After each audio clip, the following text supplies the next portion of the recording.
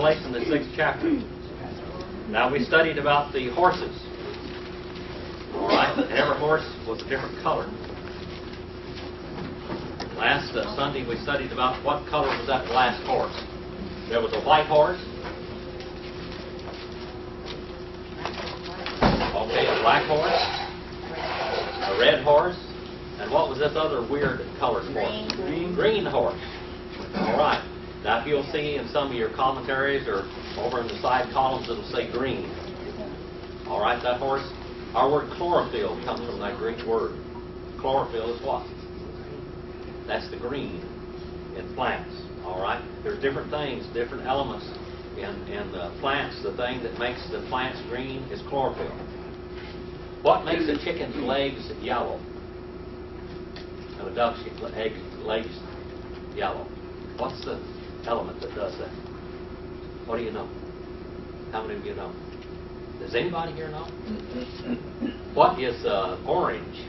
What's real orange? What kind of a plant is very, very orange and it has a lot of this element in it? Carrots. Bugs Bunny. Carrots. Carotene. All right, carotene. So there you learned two things. Chlorophyll and carotene today. All right. Now let's go on down a little bit further to about verse 8 was about this green horse. Behold, or look, and I looked, and behold, a green horse.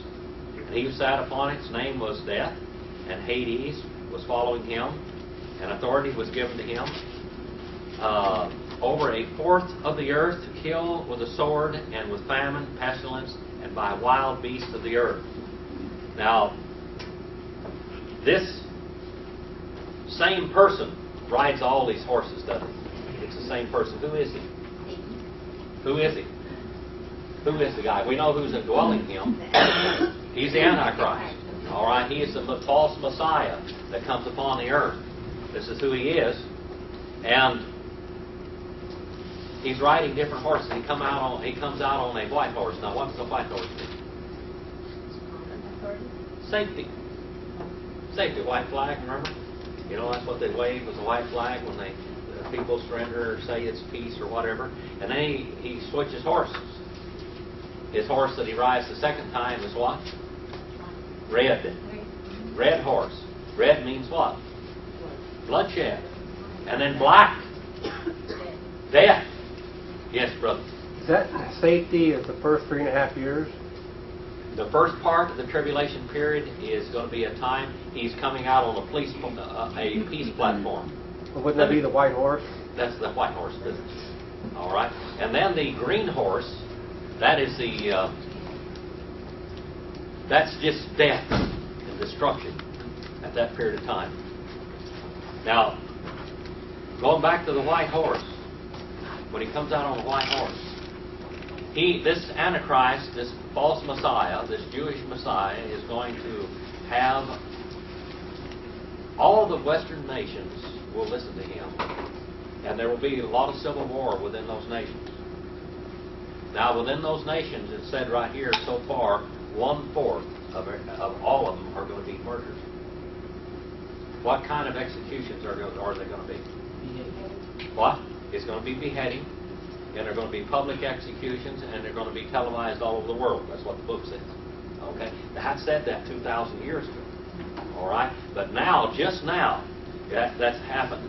Now, another thing that he's going to do, one of the platforms that we can interpret from what is said in this book is that nobody will have any money.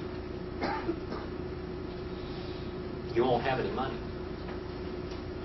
Money will not be any good. Gold and silver won't be one bit of good. The Mormon Church says that they want all of their members to have 7 years of provisions in their home, and money, gold and silver and everything. But will it do you any good? When the Antichrist comes on the scene, he's going to confiscate everything that there is. You will not be able to work. You will not be able to buy. You will not be able to sell or anything. There will be people that are dying for the Lord. Right now, people have a chance to be saved. And when the rapture comes, then they go, all the people in the church age that we live in today, When the Lord comes back in the heavens, He's going to shout, and all of the dead in Christ will raise, and all of the live people that believe in the Lord will be caught up. Well, everybody left on the earth, you can be saved. Some people can be saved. They will be saved at that time. But when you're saved, you're going to be beheaded. That's it. They will be killed. Thousands of people will be killed for the testimony of the Lord. It's like what happened in Noah's day. What happened in Noah's day? Noah and his sons and his wife and their wives all built an ark. How long did it take them to build that ark? This big boat. Let's call it a boat. That's what it was. A big boat. How long did it take them to build that boat? How many of you know? Huh? 120 years. For 120 years, Noah preached. Did he have any converts? None. But on the outside of the ark, after God closed the door, there were people that believed, but were disobedient, according to Peter. All right? What happens to them? They drowned. They died in the judgment that God brought upon the earth. They died with the other unbelievers. Some of them believed, but all of them died outside of the ark. That ark is a type of the rapture. Now, what will be the economy? What will the economy be like? The Antichrist will have complete... Now, we studied through all these, from the white through the green horse. What is the economy going to be like? How much money are you going to be making during the tribulation period? It tells you here. What's your wages? Huh? It says a day's wages. Be thankful for the unions. We just had a strike here a while back. The unions keep your wages up. Because the large business in this country, big business in this country would like to get them back. You ought to study the life of Teddy Roosevelt and see what he did in the early 1900s and the labor unions and everything that he stood behind and how he put in the Antitrust Act and got people working rights. They were making nothing before that. Zero. They were starving to death. Most of Americans were starving to death. Just a few had tremendous wealth. And he went like this. And he went like this with it and brought it down. Took some off the top and put it down at the bottom where the working man could make at least enough money to survive and have something in life. Well, the Antichrist is going to be the philosophy that took place before Teddy Roosevelt. The average working person, and this means man, women, and children. You're going to work all day long for just enough to fill your belly. You're not going to have any of the luxuries of life. There won't be any wine, it says, and there won't be any oil to fry your food in. All you're going to get, you can get 3 quarts of barley or 1 quart of wheat a day. That's all you're going to be able to buy with all of your day's wages. That's where it's going. That's what it says. That doesn't sound very good, does it? How many of you want to go into that period of time? You don't have to. Okay? You do not have to do that. It's only with your own stubborn will that you will. If you are lost and want to stay that way, God will allow you to go there. Now, that's what we've studied so far. Now we find, when we come to the 9th verse, we're going to see people that have died during this tribulation period. The first 3.5 years there, the Antichrist will come on the platform that if you'll give me all power, I can make your life safe. You'll be all right. How many of you have heard of the mark of the beast? How do you think he's going to convince people to take the mark of the beast? They give them no other choice. Well, they won't have any other choice. He will ask the white horse, the red horse, the black horse, the green horse. These are all different parts of his platform. He comes out on a platform of peace and safety. I'm going to give you peace and safety.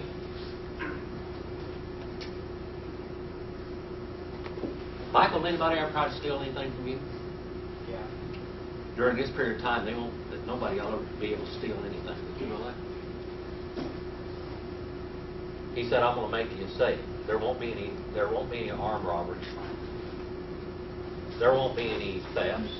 You won't have to worry about going down to the Visa place and where you go to the Visa and being robbed, because everything you have, you won't be any visas. You won't go in there. You're going to walk into the store and they're going to read off of your hand and off of your forehead a printout thing. You know how they run these things over your card today and over even the items that you buy? Every item that you buy, evidently, is going to be marked with your number. Everything that you have. You're not going to have anything. If somebody is found with something that does not belong to them, they will be what? Beheaded, executed publicly. Hey, Brother Jim. Yeah. They call that network money. What? Network money. Well, we have all of the things that lead up to this. Now look back in the last 2,000 years. The book of Revelation taught us that this would happen. 2,000 years ago. Is there any time in the last 2,000 years that this could have been put together? In the futuristic interpretation of the book of Revelation, the futuristic interpretation of the book of Revelation, that is the only way that it could be interpreted, because none of this has ever happened yet. But can it happen tomorrow? Huh? Boy, it's good to see you guys here today. Don, I haven't had you in my classroom for 3 or 4 years. Been a while. Rita. And good to have all of your and the guests. Good to have you here today. We're studying the book of Revelation. We're in the 6th chapter of the book of Revelation. And we've studied the second coming in the book of Revelation for about the last 8 or 10 weeks. We're going to go through all the way through the book of Revelation. We're going to be going through it. I taught it from Greek into English for 96 classes. If you want those classes on CD or tape, I've got them. But we're going to go through it at a lot higher speed this time, not 96 classes, Brother Don. We're going through it pretty fast. We're going and we're catching up now. In the 6th chapter, we see this false Messiah coming out on a white horse, a red horse, a black horse, and then a green horse. By the way, what does that green horse mean? What does that? Why did they give us that color? The color is chlorophyll. Why did they color this horse green? What? That's the color of dead people. A blackish green when you're laying in the street and you're dead without any involvement. And that's why they had that horse, that color. Green. I haven't seen any green horses. Have you? But this horse is green. All right? This is a green horse. Now, Revelation 6 and verse 9, and I want you... Yes? My version of the Bible is a tail. Well, yeah. They didn't know what to do because green didn't seem normal. So they didn't translate it correctly most times. If you'll look over in the columns or something, or if you'll look back, you'll find out it is green. But nobody wanted to write down a green horse because there aren't any green horses. But I believe the Bible is inspired, don't you? We're going to go back through the doctrines of the Bible. When I finish this, we're going to go back to the book I wrote on the doctrines of the Bible, and we're going to go through all those classes again for you. I know that a bunch of you have been begging me to do that again, so we're going to do it. And anyway, they didn't want to translate that green because it didn't seem normal. How many of you seen white horses? Dakota's got a white horse. How many of you seen red horses? Dakota's got a red one too. All right. How about black horses? You've seen black horses, but nobody's seen a green horse unless they took a white horse and dyed it. All right. Dakota needs a black horse now. Well, let's go on. Revelation 6 and 9. Donnie, you got Revelation 6 and 9 there? Have you? Do you have that? Just how far? Just 9. Just read 9. Okay. When he opened the 5th seal, I saw under the altar the souls of those who have been slain for the word of God and for the testimony which they held. All right.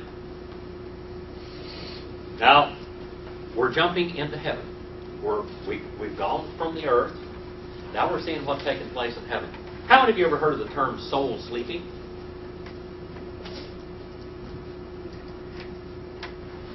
Well, soul sleeping. What in the world is that mean? What's the term soul sleeping mean? Any of you know? Well, a lot of people believe in that. Jehovah's Witnesses believe in soul sleeping. They think that when a person dies, they go out of existence. And their soul just goes to sleep. Okay? And how many of you have heard of Seventh-day Adventist? How many of you have a Seventh-day Adventist doctrine? Anybody? All right. They believe in soul sleeping also. They got it basically from the same people back in the 1800s that started this idea.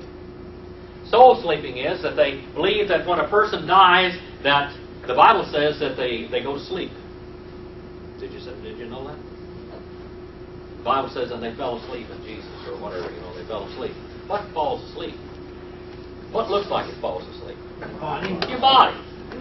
Now that's common. The body just lays there. It's not moving around. It's not conscious. It's like it's asleep. But your soul does not go to sleep. Your soul is conscious forever. Okay? And how do I know that? Bible tells you so. Huh? Bible tells you so. Yeah, that's right. What does 6 and 9 verse say here now? Now go and see what it says. Right here is the one verse in the Bible, one of the verses in the Bible. Paul says, it is needful for me to be here with you, but if I die, what do? If I depart, I go to be with the Lord. All right? So when you die, what do you do here in verse 9? 6 and verse 9. Brother Don, read that for me again. When he opened the fifth seal, I saw under the altar the souls of those who had been slain for the word of God and for the testimony which they held. Verse 10 now. Pay attention. These souls now, are they asleep? And they cried with a loud voice. Who's crying? The souls. They cried with a loud voice, saying, How long, O Lord, holy and true, until you judge and avenge our blood on those who dwell on the earth? All right. Now, they're dwelling on the earth. Where are we now? We're in heaven. There's people that souls are up there. I don't understand everything about this. If you go to Luke the 16th chapter later on, you don't have to do this right now, I'm just going to tell you about it. Luke the 16th chapter is the only example of somebody in hell that we have in the Bible, right? Yeah. Luke the 16th chapter is the only example we have of somebody in hell. Now, the person didn't have their body with them, did they? Lazarus and the rich man's body were both in the grave. Okay? They were in graves. But what did the rich man ask for? Water. To quench his thirst. So he had a sense of thirst. Did he feel anything? He said he's in these torments, so he was feeling other torments besides that. Could he hear? He heard. All right. Could he talk? He spoke. Could he see? He saw. He looked over. And he saw. And he was in many, many torments. Now all of this he did in his soul. I don't quite understand everything, but I know evidently they can recognize each other in their souls. They have some form of recognition and some form of what we'd have to say, some material being. Okay, some physical, some tangible. Tangible means what? That which may be touched. They could feel. They have senses. They have hearing. They have sight. Thirst, hunger. All of this.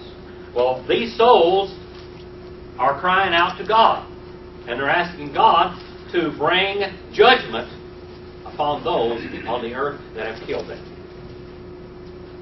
Now we have several different groups that are fighting on the earth at this period of time. We have the Western nations with the Messiah over them, and those are lined up today. That can happen now. All right. Who are the Western nations?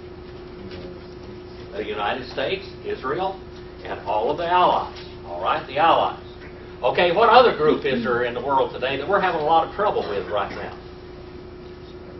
Huh? That's the Muslim or the the Arab nations, Africa, all of that. What is another enemy that we have today? Well, that's all involved in that. China. China. All right, that's the one to the east. We're going to see them talked about. Now, what's another one? Gog and Magog. Russia. Russia. All right. All of these people are in existence today. And they're lined up politically, aren't they? All right. Verse 11. What does verse 11 say here? Who's got verse 11? Revelation 6 and verse 11. Have you got that, Brother Lee? Then a white robe was given to each of them, and it was said to them, they that should rest a little while longer, until both the number of their fellow servants and their brethren, who would be killed as they were, was completed. All right. Now, we live in the church age, don't we? I'll try to get a little map of the church age to you. Let me draw it up here on the blackboard here, or whiteboard, whatever you call these things. I'm from the Stone Age, you know. They had the blackboards. Here is when Adam was created, and actually before that was eternity. All right? Then we come through time and we see Moses, we see Abraham, we see all of the different, how God has dealt with man at different times. And then we see Israel, okay, this is in Moses' time, okay. And then we come to the cross of Calvary. And the cross of Calvary was the end of the Mosaic age and Israel's time when they were administrators in God's kingdom. God actually took the administration away from them when he went into the city himself, and he beat the money changers, and he took over the reign and the reins of his kingdom. He took it away from them. They were kaput, they were bankrupt at that time. Well, the Lord called out his church during his ministry. He gave it the keys of the kingdom, not Peter, but the church. All right? And all during this church age that we live in today, the gospel is preached throughout the world, and people are being saved. But there is a time when that's going to be over. There was a time, and I used this a little bit earlier, some of you weren't here, but during the time of Noah, how long did Noah preach and how long did he build the ark? 120 years. But at the end of that, what happened? Judgment came. All right? It was done. The time was done. It was completed. It was filled up. There is a time in the church age when the last person is going to be saved in the church age. And I don't know how soon after that happens, but there's going to be a rapture and a resurrection. And the age is over at that moment. It's finished. Then we've got an age of judgment on this earth. Okay, this was a church age. All right, now this age of judgment. That age of judgment is called Jacob's trouble. All right. It's called the tribulation period. And how long is it? 7 years. 7 years. A 7-year age of judgment. Why does this age even exist? Fulfill Daniel's prophecy. To fulfill Daniel's prophecy, the prophecy of the Old Testament. Why is God dealing with mankind? Why didn't he just destroy the earth right then? What is his purpose in this tribulation period, in this Jacob's trouble? What is Renew Israel. to bring Israel back to God. All right? Yeah, Israel at that period of time thinks they got him a Messiah. Right in the middle of this 7-year period, right in the middle, which is how much 7 years divided in 2 is what? 3.5 years. Right in this 3.5-year period of time, right here, Israel's going to get a wake-up call. What happens? What happens right there? The Antichrist is personified. The Antichrist Satan is walks into the personified. temple in Jerusalem, and he's built the temple, by the way, in Jerusalem. They have sacrifices and in, and he walks into the temple in Jerusalem. Now there was a guy in the Old Testament times that was called Antiochus Epiphanes. Antiochus. Huh? Antiochus Epiphanes. Yeah. What did he do, brother? He offered a swine on the altar, a pig on the altar. All right. He offered a swine, a pig, on the altar in Jerusalem. In the old temple. In the old In the temple. Holy of Holies. In the Holy of Holies. He blasphemed God. That was a type of the Antichrist to come. The Bible tells us that. This Antichrist that Israel accepts, their false Messiah, will go into the temple in Jerusalem, and what is he going to say? I am God, you fall down, and you worship me. Right there, a lot of Israel is going to wake up. Some of them don't. But there's going to be a believing remnant of Israel that's going to wake up right at that time. And we're going to talk about them in just a little bit. All right? Well, they were killed until that number was completed. In the church age, we're filling up the number of people in the church age right now. We don't know when the church age is going to end. It could end any moment. What we call the parousia, coming of the Lord, is the imminent return of the Lord. Have you ever heard of the word imminent return? Now, what does the word imminent mean? Coming any minute. That's threatening to happen at any moment, and it is. We live in the time right at the end of the church age. I don't know how soon it's going to happen. Nobody does. If somebody starts telling you days and times and months and hours, forget him. Just don't listen to him anymore. Just forget that, because nobody knows. All right. Now, 6 and verse 12. Now, this is some terrible things that's going to happen on the earth. God is going to bring this period of time to bring Israel back to God, because they're going to be His administrators. Brother Lee, do you have this one? Do you have that right there? 6 and verse 12. I looked, and when he opened the sixth seal, and behold, there was a great earthquake, and the sun became black and sackcloth of hair, and the moon became like blood. All right. The sun became black. In other words, it was like a total eclipse. There wasn't any sun daylight. There was no light on the earth. What is sackcloth, by the way? What is sackcloth? Does anybody know what sackcloth is? What? It's like gunny sacks, you know. No, this wasn't the gunny sacks. We think of ourselves as sackcloth. Well, let's go back 2,000 more years. Back then, when this book was written. Now, what's sackcloth? Sackcloth is goat's hair. And the goats that they sheared were black. And if you go over there, how many of you saw those? I did a set of classes on the Dead Sea Scrolls. How many of you saw the pictures that I showed on slides of Israel? Out there in the middle of nowhere were these black tents made out of goat's hair. They were black, spread out, black tents made out of goat's hair. Well, that's what it's talking about, the blackness of this sackcloth of goat's hair. Now, the day became black, and the whole moon became like what? Blood. How many of you ever seen a blood red moon? We see that all the time, especially when? When do you see the moon that is really red? When do you see that? Sunset. At sunset, but what causes it to be red? What? Smoke. Pollution. Pollution. When you see, when it is polluted the most, that's when you're going to see the red moon. So what is it telling us here? The earth is polluted. The earth is polluted with war. And how many of you go shooting with a gun, shoot guns? What do you smell when you shoot guns? Good. You smell gunpowder.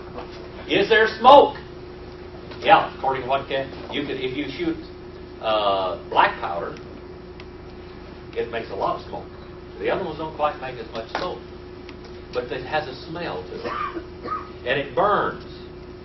And on battlefields in the world, especially in the 1800s and the early 1900s, when they still had semi-smokeless rifles, and even some of the great big guns that they shoot today smoke,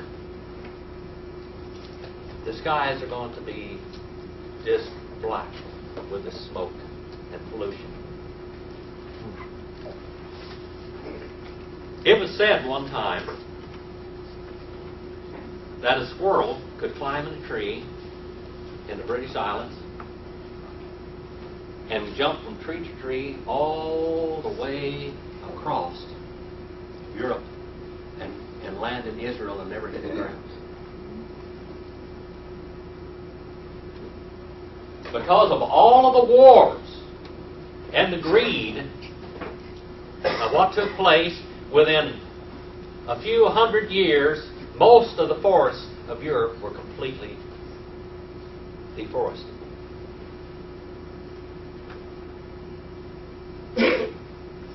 They used them in war. They burned forests. They used them to make their war machines, their guillotines at different times, or all kinds of stuff. They burned people. When the King James Version of the Bible came out, they burned so many Baptists in England over that. Because the Baptists said it wasn't any good. Bad translation. That they ran out of firewood that winter, and they blamed that on the Baptists too.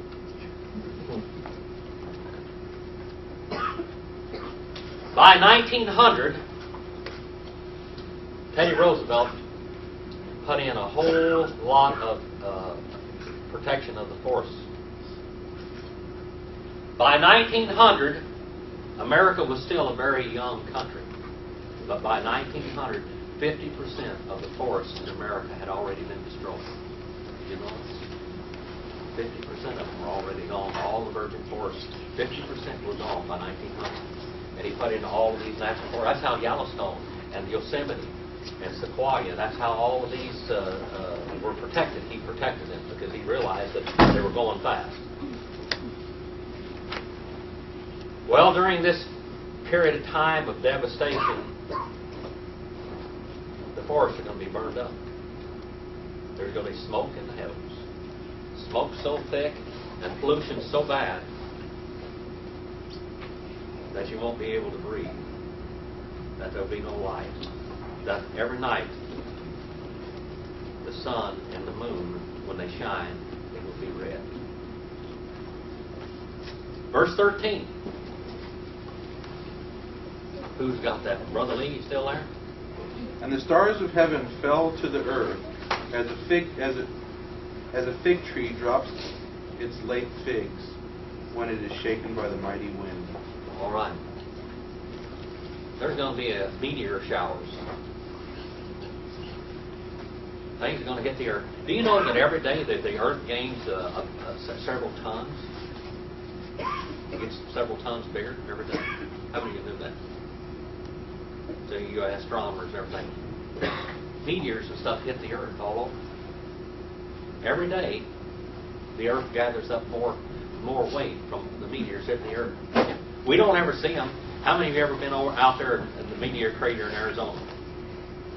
That's one great big place where it hits. Well, this is going to be happening during this period of time too. That's what it says. Verse 14.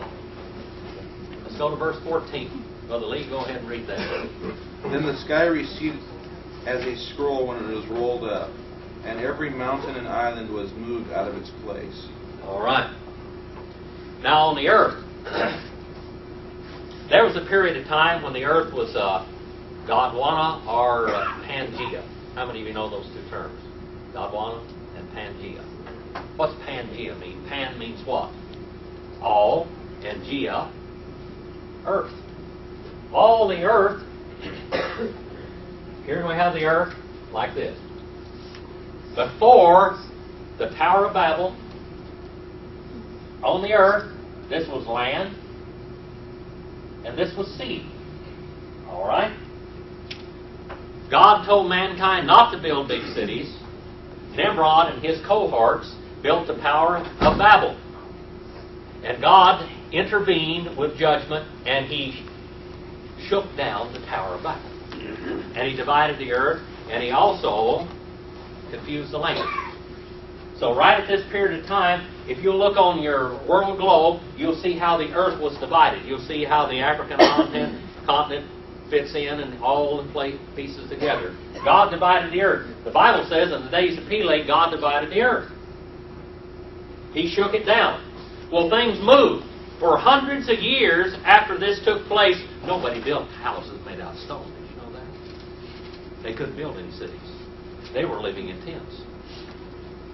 But you sure didn't live in a house because it got shook down. All right. That was Pangea, or God blind. All right. Now let's go and look at this. Every mountain and every island were moved out of their places. Well, during this time when God divided the earth, there was a lot of mountains that were created. There was a lot of earthquakes, a lot of volcanic activity, and everything took place during that period of time. Well, now we're going to have another period of time when there's a great shaking. All right. And it says also that the earth shook and the heavens shook also. Boy, how many of you ever heard thunder so loud that it shook the earth? All right. Verse 15. All right. Everything's moving. The earth is unstable. All right. Verse 15. Have you got that, Brother Don? And the kings of the earth, the great men, the rich men, the commanders, the mighty men, every slave and every free man, hid themselves in the caves and in the rocks of the mountains. All right. They were hiding themselves everywhere.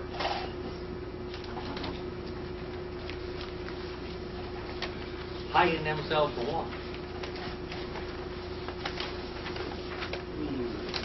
The judgment of God. And all the terrible things that were taking place on the earth. Verse 16. This is something I want you to pay attention to this. Brother Don. And said to the mountains and rocks, fall on us, and hide us from the face of him who sits on the throne, and from the wrath of the Lamb. All right. Have you ever seen anybody that believed in God but just would not accept God as their Savior? They believed in God. They would come to church every now and then. They would go to church, they'd hear the sermons, and they would walk out lost just like they came in. Lost. Why? Well, you could take a red lipstick and you could just put this right on their head. Right there.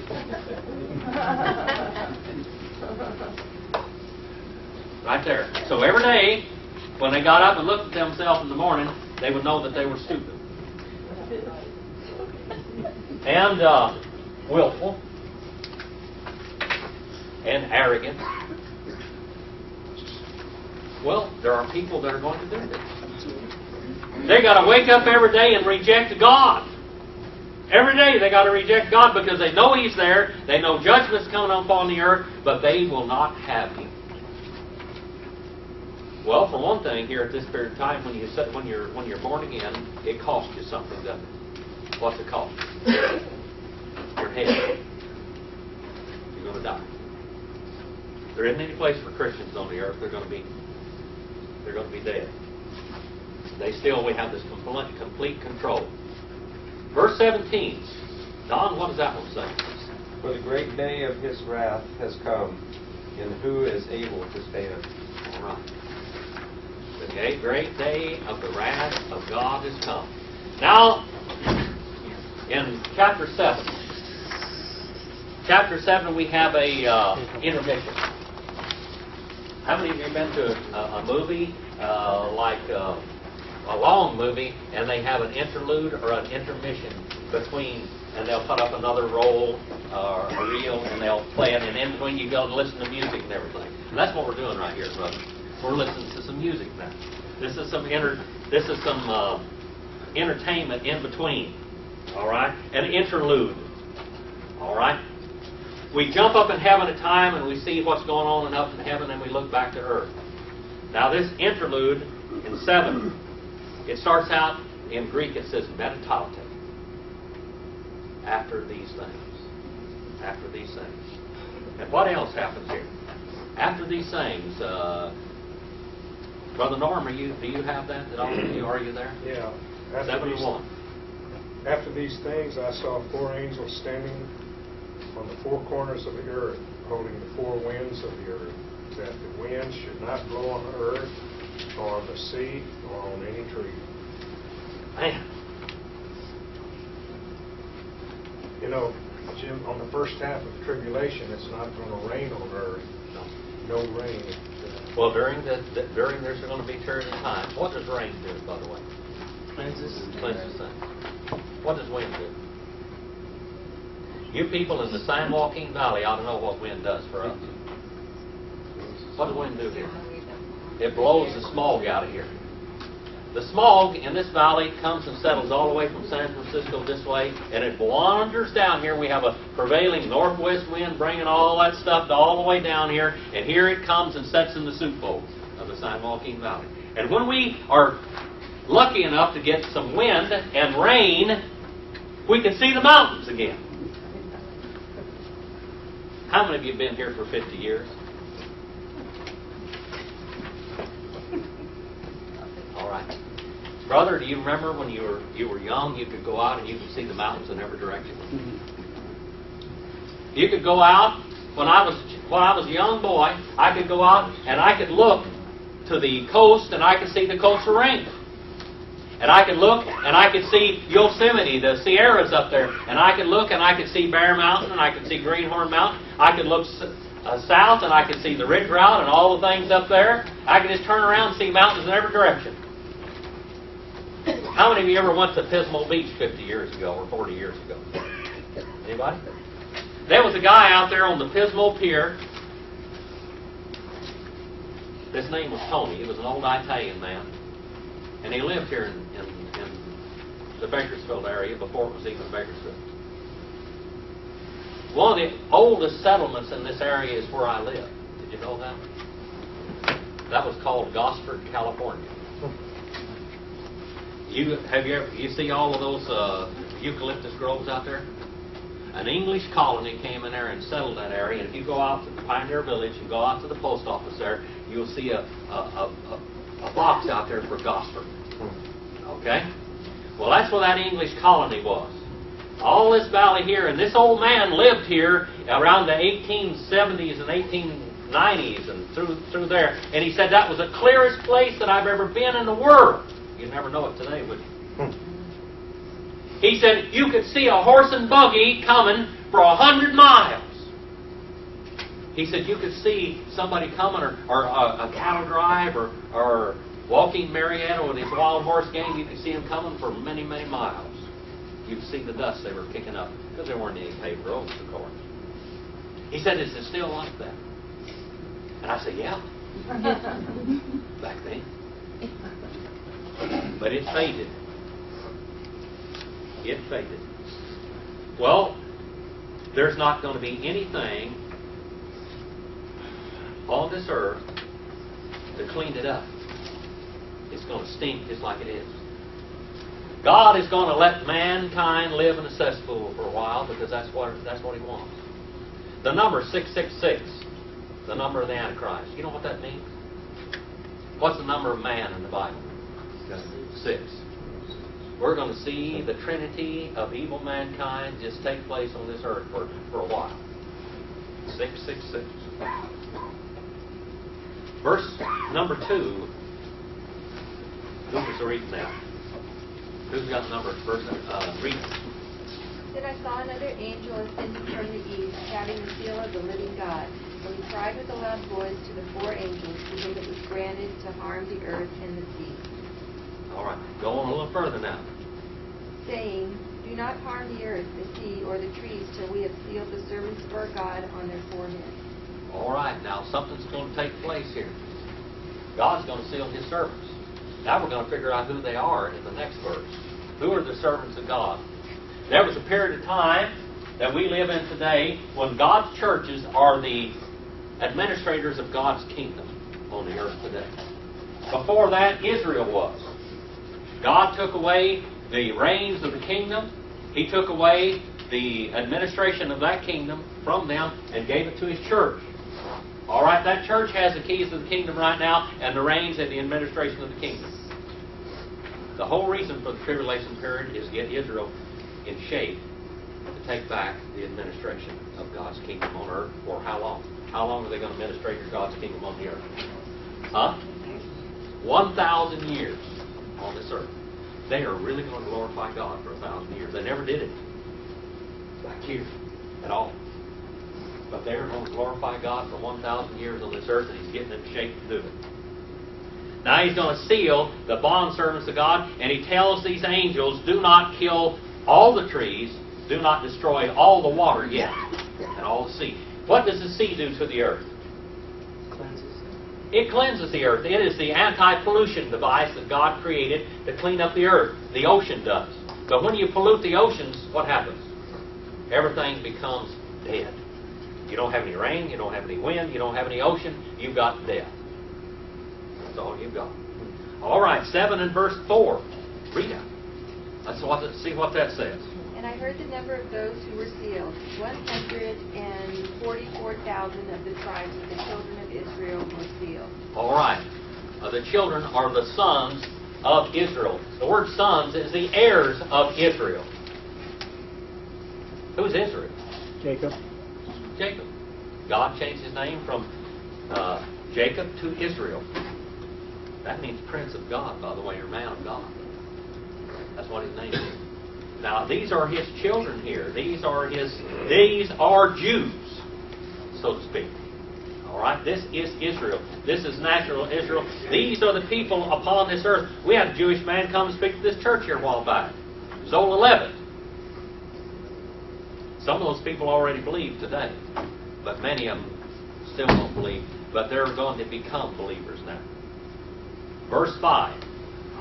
Just go on down through there, read it, and just read for me a little bit. Of the tribe of Judah, 12,000 were sealed. Of the tribe of Reuben, 12,000 were sealed. Of the tribe of Gad, how do you say it? Gad. Gad, 12,000 were sealed. Go ahead. Of the tribe of Asher, 12,000 were sealed. Of the tribe of Naphtali? 12,000 were sealed. Of the tribe of Manasseh, 12,000 were sealed. Of the tribe of Simeon, 12,000 were sealed. Of the tribe of Levi, 12,000 were sealed. Of the tribe of Issachar? 12,000 were sealed. Of the tribe of Zebulun, 12,000 were sealed. Of the tribe of Joseph, 12,000 were sealed. Of the tribe of Benjamin, 12,000 were sealed. All right. Who is this talking about? Not talking about any American Indians here. Not talking about any Germans. Not talking about English here. We're talking about who? Jews. We're talking about Jews. All right? And God is sealing these people. Now there are at least 144,000 of these people that are sealed by God. Now, that doesn't mean that's all that's going to be saved. But these He has specially sealed. And He's going to especially protect them. Now, here's a hole right here, okay? This is a hole. You people that doing math. Now, the Bible teaches that many of all, this is all the Jews, all right? And we've got their numbers divided in threes, in thirds. And the Bible teaches that 2/3, 2 out of every 3 Jews are going to die during the tribulation period. That's what it teaches. 2/3 of them are going to die. Only 1/3 is left. Of this 1/3 that's left here, 144,000 of that third are sealed by God for a special service. Okay? I don't know how many there are, but there's going to be 144,000. That doesn't mean there's 3 times 144,000, but there's 144,000 of this third left that are sealed, especially, and God knows which tribe they're from. He didn't ask them. He knows. Yes, brother. Was one of the tribes omitted and replaced with another one? If you go back and look in here, You look at Judah, you look at Reuben, and you look at Asher and Naphtali, and then you look at the tribe of Manasseh. Then you go down there, and it says the tribe of Joseph. What was the tribe of Joseph? David. Well, Judah? no. Who were the two tribes of Joseph? They became Samaritans. Later on, they were half-breed Samaritans. That's the ones the Bible talks so much about, the Good Samaritan and all that kind of stuff. You'll hear, very seldom you'll ever hear the Lord say anything bad about Joseph's children. And those were the Samaritans. All right? They weren't even full bloods. All right? But who were they? His two sons? Two sons. Who were his two sons? Manasseh was one. So we have the tribe of Joseph down here, but here we have Manasseh up there, which is the tribe of Joseph. And down here, who was the other tribe of Joseph? Ephraim and Manasseh. All right. Some of them, if you look down there, Dan is not on there. All right, Dan's not there. Did the Antichrist come out of the lineage of Dan? Some people think that the Antichrist is going to come out of the tribe of Dan. I don't know. Some things I don't know. I have to just say, I don't know. Neither does anybody else. They'll come up, and we're going to see two witnesses stand up here pretty soon. And a lot of people know who the two witnesses are. Why, that's Daniel and John. They'll say that's Elijah and Moses. And so, I don't know who they are. It doesn't say exactly who they are. Well, they say, well, Elijah and Enoch never died. So maybe it was Elijah and Enoch because they didn't die yet. Because they're going to die. I don't know who the two witnesses are. We haven't got there yet, but I just want to tell you that ahead of time. I'm going to be dumb on that part, okay? The tribe of Dan was guilty of idolatry many times. What? It says the tribe of Dan was guilty of idolatry. Mm-hmm. All right, verse 9. Who's got verse 9? Let's look at this. Who's got verse 9? Look, John, you got verse 9? After these things I looked, and behold, a great multitude, which no one could number, of all nations, tribes, peoples, and tongues, standing before the throne, and before the Lamb, clothed with white robes, with palm branches in their hands. Go ahead. And crying out with a loud voice, saying, Salvation belongs to our God, who sits on the throne, and to the Lamb. All right. Isn't this a beautiful scene? Verse 11. All the angels stood around the throne, and the elders and the four living creatures, and fell on their faces before the throne, and worshipped God. Just continue to go on. Okay, saying, Amen, blessing and glory and wisdom, thanksgiving and honor and power and might be to our God forever and ever. Amen. All right. And verse 13 says, and one of the elders answered, saying to me, these are who, those who are clothed with white robes, are they who were, from where have they come? And I said to him, my Lord, you know. And he said to me, these are the ones who come out of the great tribulation period, and they have washed their robes, made them white in the blood of the Lamb, and by the way, with their own blood too. Verse 15, for this reason they are before the throne of God, and they serve Him. Serve Him. They are servants. They are not with the pre-tribulation saints at all. These are servants. They're glad to be servants. They're glad to be workers. They're glad to be able to wait on the Lord. All right? So let's put that down just a little somewhere there.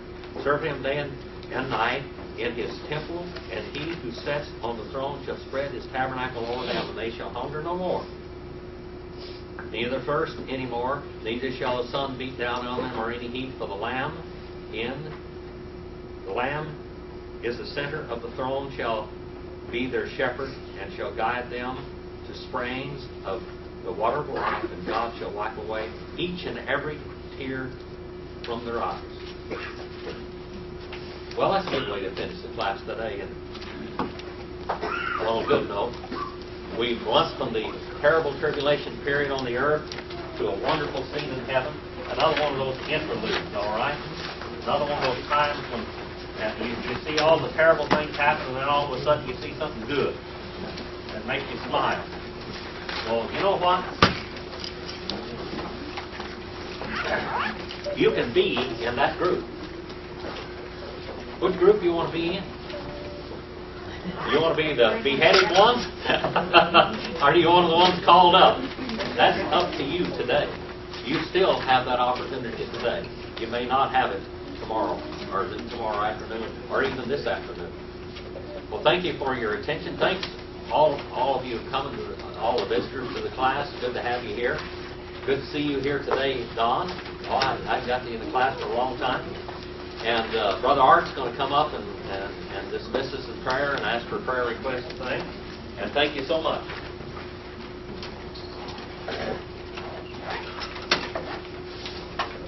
On our prayer sheet from last week, we had somebody to put, they didn't put a name who it was, but we had somebody here to put down